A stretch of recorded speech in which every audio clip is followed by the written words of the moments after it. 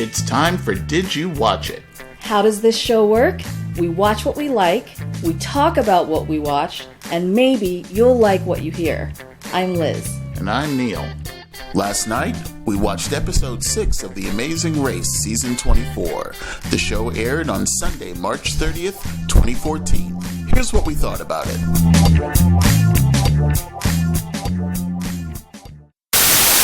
We stayed in Sri Lanka. We did, which was awesome. Yes, one early observation, John has had more difficulty staying on his feet than anyone else in this race. Poor John. There are a number of incidents during this particular leg which has caused me great concern when it comes to John. Yes. And I say that as one uncoordinated person to another. I get it. I'm constantly falling, tripping, bumping into things. I feel his pain. And nobody's perfect, and, I don't expect him to be like, Baryshnikov or anything. But damn, man, stay on your feet. They leave the rowing club. And you know what I noticed about this? What? It was 2:59 a.m. Yes. And they were starting the race. I mean, my gosh, That's insane. Maybe they got discounted rates from the taxi and the tuk-tuks and what, I don't know. But they had to make their way to the Dutch Museum. Yes. To meet a guy with a very interesting hat on. Yes. To get their clue. What was that hat? It was like the Pope meets the Mad Hatter. Yeah, I don't know what it was, but it was a trip. Yeah. After the Dutch Museum, they had to catch a train to Alawwa and get their next clue at the Sepetco fuel station. Yes. Now talk about madness and mayhem. This whole thing... That was kind of crazy. ...was insane. I've never seen more, squeezing between cars, and, it was nuts. Sri Lanka appears to be India with personal space. It was very scenic and very beautiful, when they were on the train ride, just the lush green hills and, all that. Yeah, it was gorgeous. Yeah, Mumbai, I don't know if I could do. Yeah. But definitely Sri Lanka. I can take a trip there. Yeah, it was pretty. So the roadblock, which they called Pump It Up. Yes. They were talking about those little vehicles, the tuk-tuks. The tuk-tuks. And this was no joke. Yeah, and apparently there are approximately 500,000 of those little vehicles on the island. Yeah. It was pretty amazing. And to see the line of them, lining up for gas was insane. Oh, yeah. So the teams had to go into the gas station and pick a color. Yeah. And then they had to search the surrounding neighborhood. They designated an area where they had to find 4 tuk-tuks that had cards on the windshield that matched that color. Yeah. And so then they had to lead those tuk-tuks back to the fuel station and fill up their tanks. Yeah. When they got all 4 and filled them up, then they got their next clue. Yeah, and I think the tuk-tuks were all just in a giant line. And then that line was kind of 2-3 deep at some places because people were getting impatient and honking at each other and going sideways. And yeah, a lot of them were parked, but they were parked on both sides of the street. Yeah, it was crazy. It was nuts. Now, Jet and Cord, to my recollection, Jet and Cord have not cashed in that express pass yet. Their own. No, they haven't. Their own. They gave the one to the country girls, but that was it. I'd have cashed it in on this one. Really? Yeah. It just didn't seem like it was going to be one that was going to be very positive in terms of time and just stress level. Yeah, but Cord, I gotta give it to him. He had some awesome strategy with something that nobody else was thinking of, which was to go around and then back into the pump. Back into the spots, yeah. Which was awesome. Yeah. And on the other side of that coin, we have Rachel.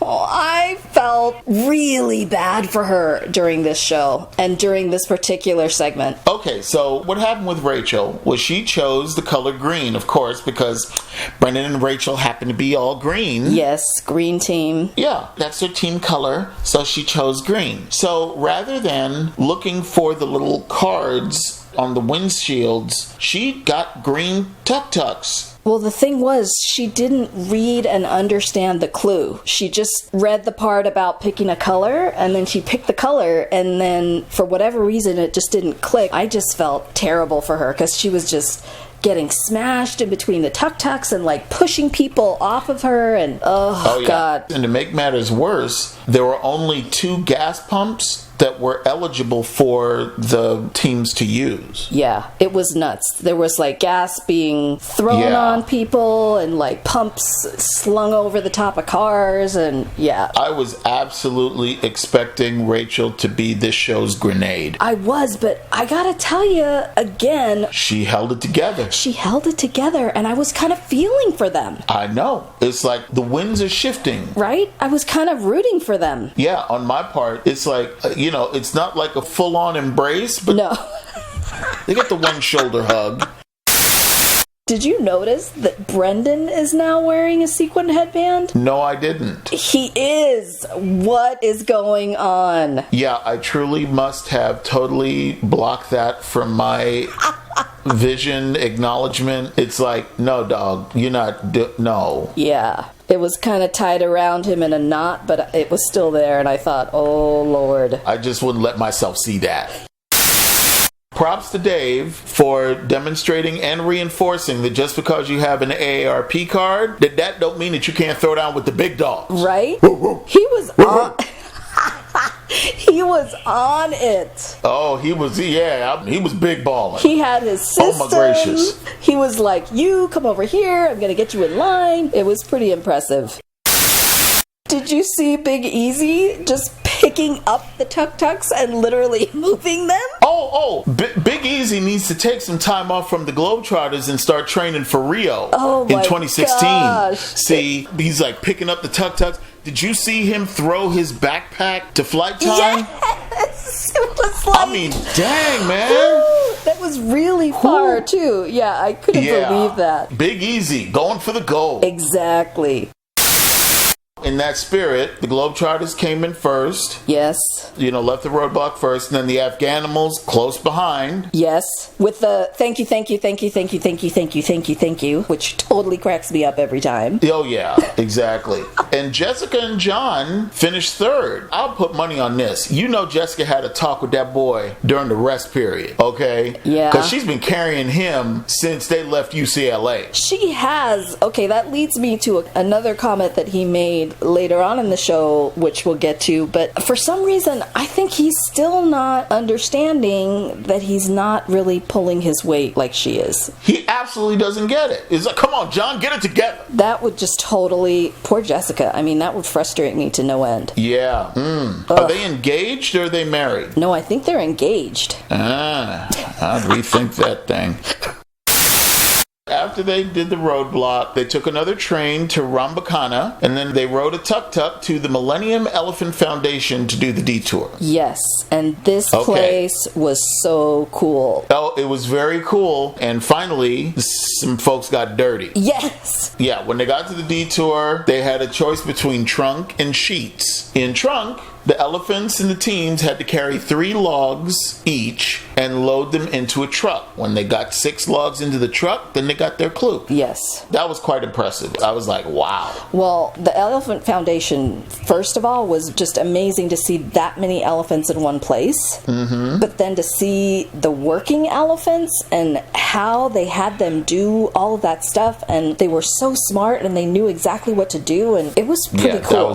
That was incredible. Yeah. And then there were sheets. So the teams had to load a wheelbarrow with elephant doo-doo. Yes. And take it to a mixing station. Yeah, and who knew elephant crap would make paper? There you go. I mean, really. They combined the doo-doo with water and paper scraps, and they made a pulp. And then they used that pulp, and they basically made paper on these screens. Yes. And it's like when a team had 5 sheets of what they call high-quality paper, and I'm sure it was, then they get their clue. I don't know about high quality, definitely high fiber.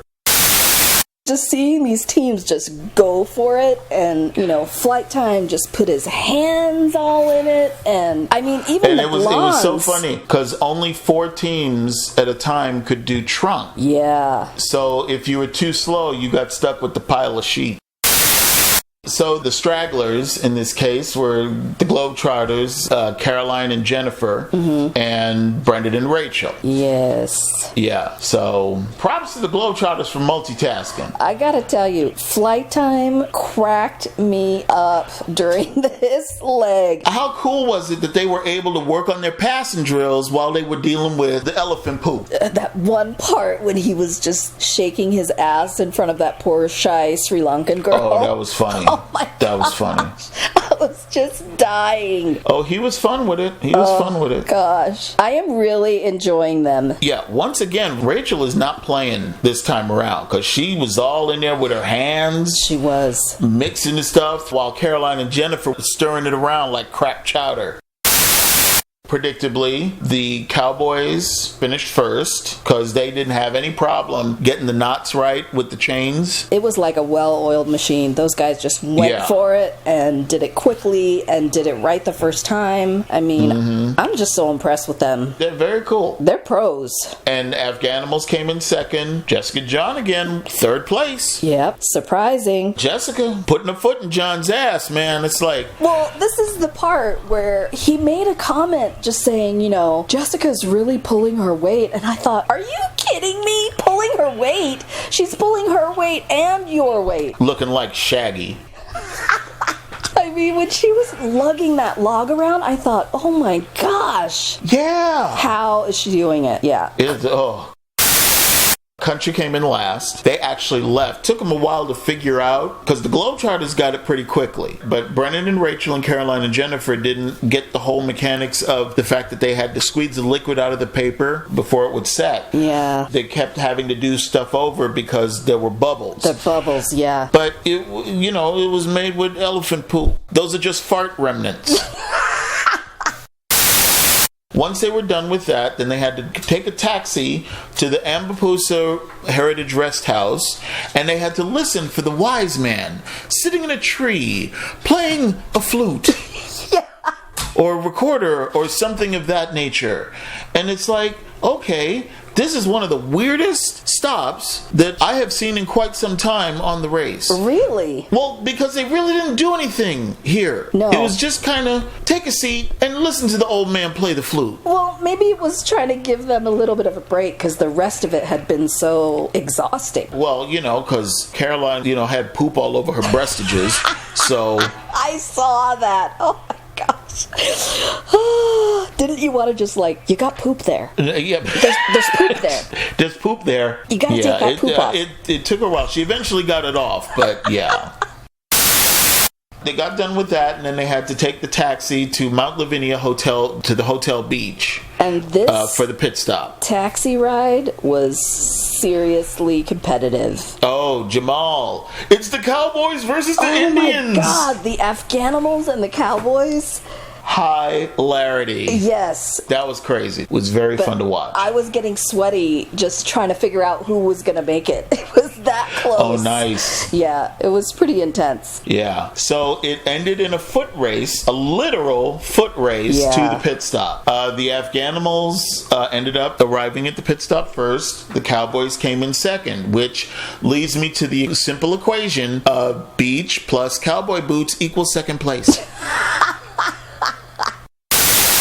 Then Jessica and John again came in third. And Dave and Connor came in fourth. Now, I got to give a little hand slap to Dave on that run to the pit stop, okay? You can't be rolling like the big dog at the gas station and then whining to the youngsters that they're beating you in the foot race.